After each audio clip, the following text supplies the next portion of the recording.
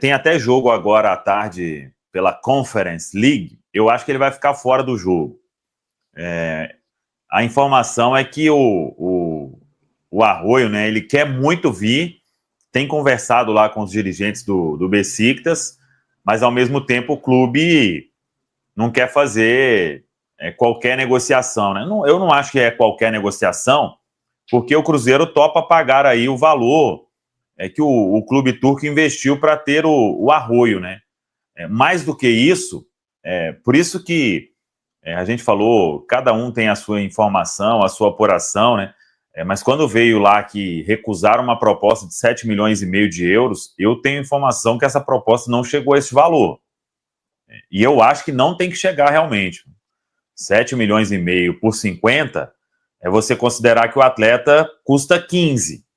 O Del Valle vai continuar com os outros 50, para você ter algum lucro nessa história, tem que vender o jogador por 25, 30, né? E você não tem uma certeza de que vai acontecer. Você vai fazer uma aposta. É uma aposta interessante? Sim, muito. Vai dar certo? Ninguém tem essa certeza, né? Então, 5 milhões e meio de euros aí, acho que o Cruzeiro topa. Como tem a vontade do atleta de... acho até que foi um movimento do staff, assim... Hoje é fácil falar, né? Mas... Pô, o menino estava aqui no Del Valle, ainda jovem, né? Foi um movimento assim para o futebol turco. Pensou em uma coisa e não deu, né? Tanto que agora ele quer retornar à América do Sul. Gostou de tudo que foi conversado com o Cruzeiro. Eles já tiveram conversa, mais de uma, inclusive. E aí é o Besiktas lá, né? Tirar o pé da nossa janta. Mais do que 5 milhões e meio, não vejo o Cruzeiro pagando. E também não acho que tem que pagar. Viu? Entendo aí, eu vi ontem, paga a multa. Pô, gente, até anteontem quase ninguém sabia, né? A não ser os que acompanham mesmo o nome, né? Do Kenny Arroyo e pelo que ele fez no Del Valle. Mas lá na Europa ainda ele não deu certo, tanto que quer retornar agora. Vamos ver o que vai dar isso aí, Caramujo. Eu tô de olho aqui, acho que ele não vai ser relacionado. Não foi relacionado. Não, né? Já saiu a escalação e ele não tá nem no banco. Pois é. O pau tá cantando lá, Caramujo. A gente fala muitas vezes assim, né? Por exemplo, o clássico lá, o 3-0 sobre o Atlético na Copa do Brasil de 2019, um dos poucos momentos bons que o Cruzeiro teve naquele ano horrível. É o clássico do Pedro Rocha, né? A gente lembra do Pedro Rocha no Cruzeiro por causa daquele clássico que ele faz um golaço, dribla o goleiro Vitor e dá assistência para o Thiago Neves fazer o outro gol sem goleiro ali. Então, assim, o Fabrício Bruno já tem um clássico para chamar dele, né? Aí os números dele na partida: 1 gol, 1 assistência, foram 9 disputas de bola, ele ganhou 8, perdeu apenas uma, 4 de 4 aí, ele ganhou todos os duelos aéreos, foi o melhor em campo, 7 cortes na defesa, bloqueou 3 finalizações, interceptou 3 passes e fez aí 16 ações defensivas, também foi o líder. Assim, é claro que o gol, a assistência são o que mais contam, mas a atuação defensiva do Fabrício Bruno também, mais uma vez, foi determinante para esse sucesso do Cruzeiro, né? Foi o cara do jogo. Claro que o gol condiciona muito isso e tudo que envolve, né, o gol.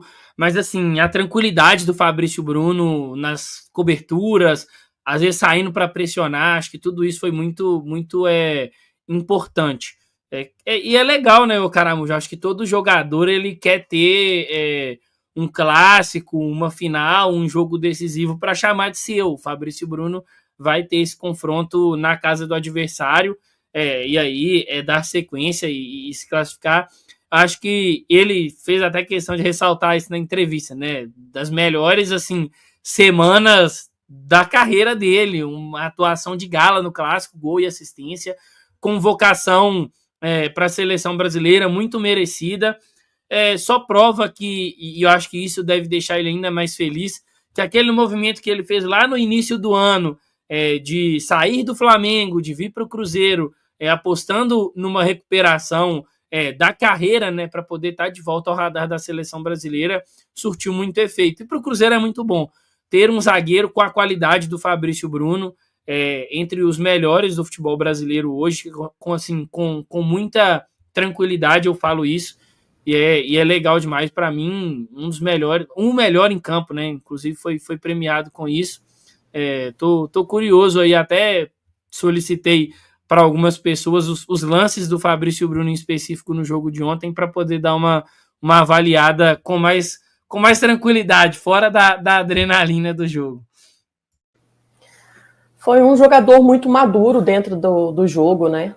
Muita personalidade, ele que já costuma ser essa pessoa, né? De imposição, de qualidade técnica também, não é só a questão física, tem a questão da velocidade também, que é uma das coisas que mais se destaca nele. E ontem viveu uma noite espetacular, né? Talvez ali até um pouco mais motivado pela convocação, né? E um gol que coroou, sim, o seu bom trabalho, uma assistência também importantíssima. Ele até fez uma troca de papéis, né? Ele que costuma ser um jogo mais defensivo, claro, mais seguro também lá atrás, como foi ontem também, mas aparecendo ao ataque com a confiança que ele tem e teve ontem, né? É um jogador que, como disse o Pedro, né, fez um movimento extremamente importante, e aí é muito pessoal, né?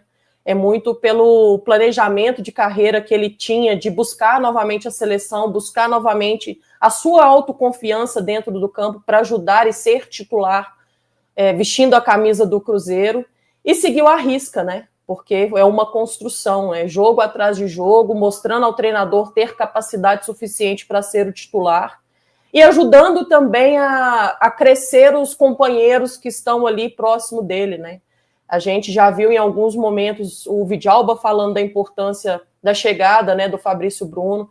Já vimos o Kaique falando sobre, o Jonathan Jesus falando dessa ajuda, né, de um cara mais experiente, um cara que ajuda diariamente, não é só dentro das partidas. Então, acho que tudo isso acabou agregando novos valores a ele, Fabrício Bruno, né? Nós já tínhamos visto o potencial dele, principalmente com a camisa do Flamengo, mas hoje é um jogador mais maduro, mais consistente também, e mais regular dentro da partida, e fez um jogaço e um gol também digno de cinema, né? Não muito comum para um zagueiro, mas foi perfeita a sua atuação ontem.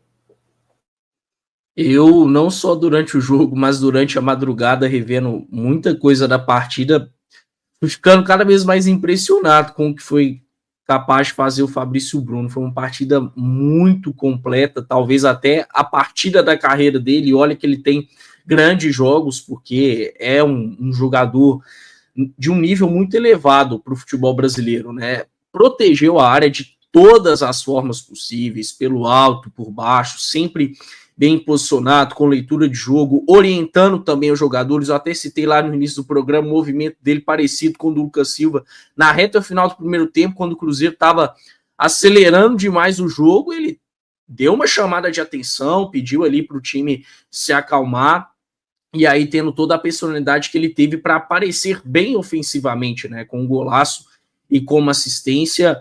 Se o ataque do Atlético Mineiro teve dificuldades para criar grandes oportunidades, não passa só por ser um time coletivamente que tem seus problemas, mas também por conta do Fabrício Bruno ter vencido muitos duelos, né? Para cima de todo mundo. Hulk, Coelho, até o Biel na reta final da partida. O Fabrício Bruno ganhou corrida do Biel, que estava ali mais inteiro. O Biel, um ponta jovem, o Fabrício Bruno conseguiu vencer um duelo, partida irretocável dele.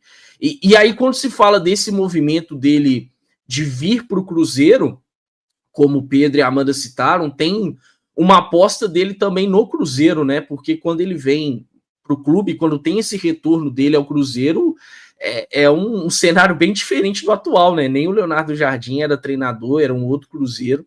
E mesmo assim o Fabrício Bruno decidiu voltar, confiando na retomada da instituição, no sentido de ser um Cruzeiro capaz de voltar a fazer grandes jogos, a brigar por grandes coisas, a conquistar grandes coisas, mas do próprio Fabrício Bruno ser também um cara importante dentro desse cenário, né? E hoje é fundamental. Aí não é tirar mérito de ninguém, tá? Mas assim, é uma coisa que eu acho que até o Emerson já falou por aqui, eu concordo bastante.